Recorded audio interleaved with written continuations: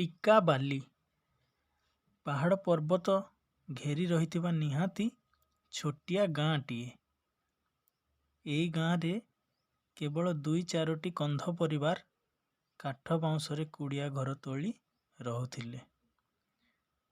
ମାଣ୍ଡିଆ ଚାଷ କରିବା ସଙ୍ଗେ ସଙ୍ଗେ ଜଙ୍ଗଲର ଫଳମୂଳ ସଂଗ୍ରହ କରି ସେମାନେ ପେଟ ପୋଷୁଥିଲେ। ଗାଁ କଡ଼ରେ ସେମାନଙ୍କର ଥିଲା ମାଣ୍ଡିଆ ଖରି। ଥରକର କଥା, ଗାଁରେ ସମସ୍ତେ ବଣ ଭିତରକୁ ଫଳମୂଳ ସଂଗ୍ରହ କରିବାକୁ ଯାଇଥାନ୍ତି। ଗାଁରେ ରହିଥାନ୍ତି କେବଳ ପିଲାମାନେ। ଠିକ୍ ଏତିକି ବେଳେ ହାତୀପଲଟିଏ ଆସି ମାଣ୍ଡିଆ ଖରି ଆଡ଼କୁ ଶୁଣ୍ଢ ବଢ଼ାଇଲେ। ସେମାନଙ୍କ ରଡ଼ିରେ ଗାଁ କମ୍ପି ଉଠିଲା। ଅଗଣାରେ ଖେଳୁଥିବା ପିଲାମାନେ ଦୌଡ଼ି ଆସିଲେ। ଛୋଟ ପିଲା ହେଲେ କ'ଣ ହବ? କାହାରିକୁ ସେମାନଙ୍କର ଭୟ ନଥାଏ। ସେମାନେ ହାତୀମାନଙ୍କୁ ଘଉଡ଼ାଇବା ପାଇଁ ଚେଷ୍ଟା କଲେ। ହେଲେ ଏତେ ବଡ଼ ହାତୀ ଦଳକୁ ସେମାନେ ଘଉଡ଼ାଇ ପାରିବେ କେମିତି? ସବୁଠୁ ବଡ଼ ପିଲାଟି କୁଡ଼ିଆ ଭିତରକୁ ପଶିଗଲା। କୁଡ଼ିଆ ଭିତରେ ଠାକୁରାଣୀଙ୍କ ଆସ୍ଥାନ। ସେଇଠି କାନ୍ଥକୁ ଡେରା ହୋଇଥିବା ଗୋଟିଏ ବର୍ଚ୍ଛା ଆଣି ହାତୀପଲ ଆଡ଼କୁ ଦୌଡ଼ିଲା। ସେ ବର୍ଚ୍ଛାଟିକୁ ଏମିତି ଜୋରରେ ଫିଙ୍ଗିଲା ଯେ ତାହା ଯାଇ ଦଳର ମୁଖିଆ ହାତୀର ପିଠିରେ ଡୁବିଗଲା। ହାତୀଟି ଶୁଣ୍ଢ ଟେକି ରଡ଼ି ଛାଡ଼ିଲା। ତା ସଙ୍ଗେ ସଙ୍ଗେ ସମସ୍ତ ହାତୀ ରଡ଼ି ଛାଡ଼ିଲେ। ବର୍ଚ୍ଛାଟି ପିଠିରେ ଡୁବି ଯାଇଥିବା ଅବସ୍ଥାରେ ମୁଖିଆ ହାତୀ ସହିତ ଅନ୍ୟ ହାତୀମାନେ ଖରି ଛାଡ଼ି ଦୌଡ଼ି ପଳାଇଲେ। କନ୍ଧ ପିଲାମାନେ ହାତୀମାନଙ୍କ ପଛରେ କିଛି ଦୂର ଦୌଡ଼ି ପୁଣି ଫେରି ଆସିଲେ। ସେଦିନ ସନ୍ଧ୍ୟା ହେବା ପୂର୍ବରୁ ଜଙ୍ଗଲକୁ ଯାଇଥିବା କନ୍ଧ ଲୋକମାନେ ଗାଁକୁ ଫେରି ଆସିଲେ। ମାଣ୍ଡିଆ ଖରି ଦଳା ଚକଟା ହୋଇ ଯାଇଥିବା ଦେଖି ସବୁ କଥା ଗାଁରେ ଥିବା ପିଲାମାନଙ୍କୁ ପଚାରିଲେ। କନ୍ଧ ପିଲାମାନେ କିପରି ହାତୀମାନଙ୍କୁ ଘଉଡ଼ାଇଲେ ସବୁ କଥା ଗୋଟି ଗୋଟି କରି କହିଗଲେ। ହେଲେ ସେମାନଙ୍କ ଦ୍ୱାରା ହାତୀଙ୍କ ଉପରକୁ ଫିଙ୍ଗା ଯାଇଥିବା ବର୍ଚ୍ଛାଟି ସହିତ ହାତୀମାନେ ପଳାଇ ଯାଇଥିବା କଥା ଶୁଣି କନ୍ଧମାନଙ୍କ ସର୍ଦ୍ଦାର କହିଲା, ସେ ବର୍ଚ୍ଛାଟି ମୋର। ଆମ ପୂର୍ବପୁରୁଷଙ୍କ ଅମଳରୁ ରହି ଆସିଥିବା ବର୍ଚ୍ଛାଟି ମେଳିର ସର୍ଦ୍ଦାର ହୋଇଥିବାରୁ ମୁଁ କେବଳ ବ୍ୟବହାର କରିବା କଥା।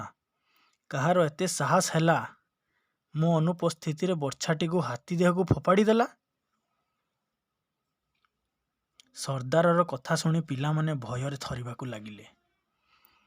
ସେମାନଙ୍କ ଭିତରୁ ଯିଏ ବର୍ଚ୍ଛାଟିକୁ ହାତୀ ଉପରକୁ ଫିଙ୍ଗିଥିଲା ଡରି ଡରି କହିଲା, ହାତୀମାନଙ୍କୁ ଯେତେ ଘଉଡ଼ାଇଲେ ବି ଗଲେ ନାହିଁ। ସେମାନେ ଆମ ମାଣ୍ଡିଆ ଖରିକୁ ଦଳି ଚକଟି ଦେଲେ। ହୁଏତ ଆମ କୁଡ଼ିଆ ଗୁଡ଼ିକୁ ବି ଭାଙ୍ଗି ଦେଇଥାନ୍ତେ। ସେମାନଙ୍କୁ ଘଉଡ଼ାଇବା ପାଇଁ ମୁଁ ବର୍ଚ୍ଛାଟିକୁ ଫିଙ୍ଗିଥିଲି।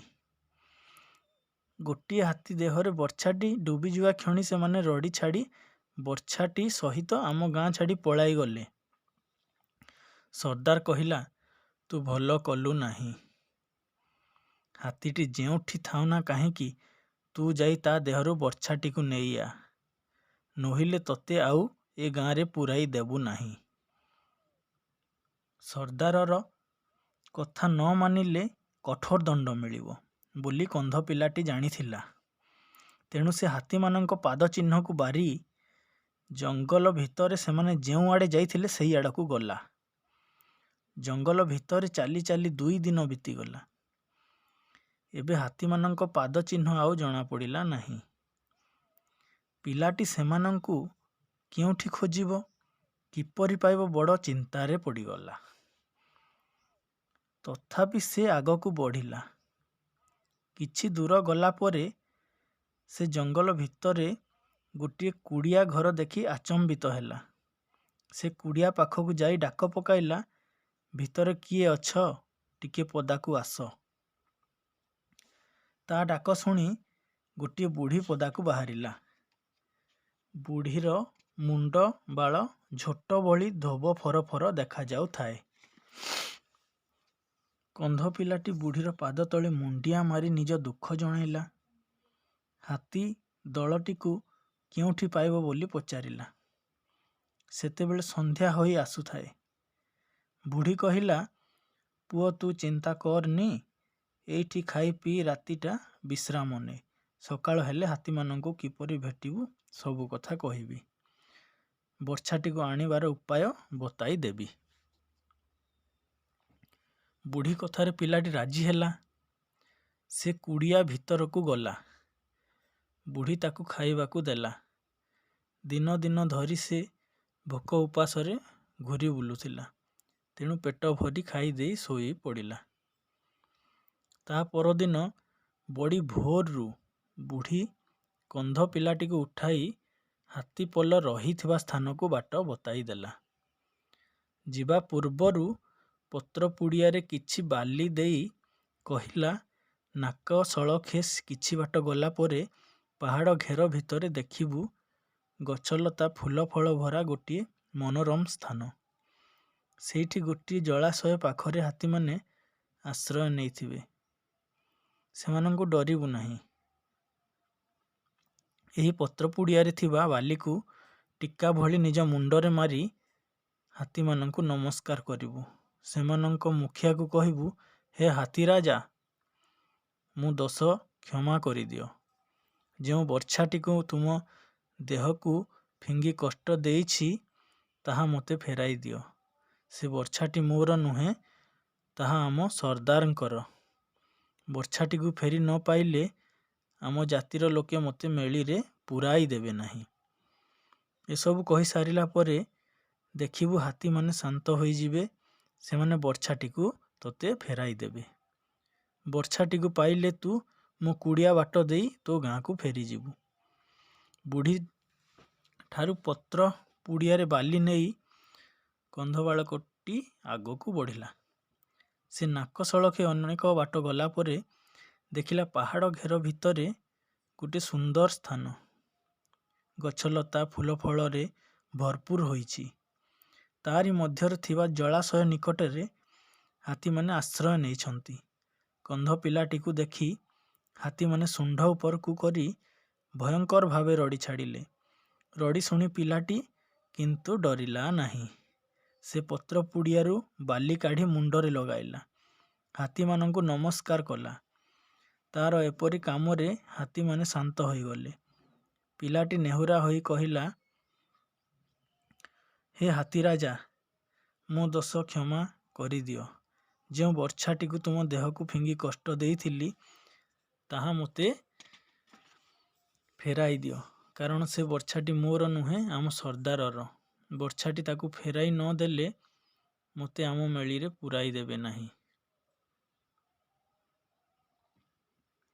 କନ୍ଧ ପିଲାର କଥା ଶୁଣି ହାତୀମାନେ କିଛି ସମୟ ପରସ୍ପରକୁ ଅନାଅନି ହେଲେ। ଶେଷରେ ମୁଖିଆ ହାତୀଟି ବର୍ଚ୍ଛାଟିକୁ ନିଜ ଶୁଣ୍ଢରେ ଆଣି ପିଲାଟି ହାତକୁ ବଢ଼ାଇ ଦେଲା।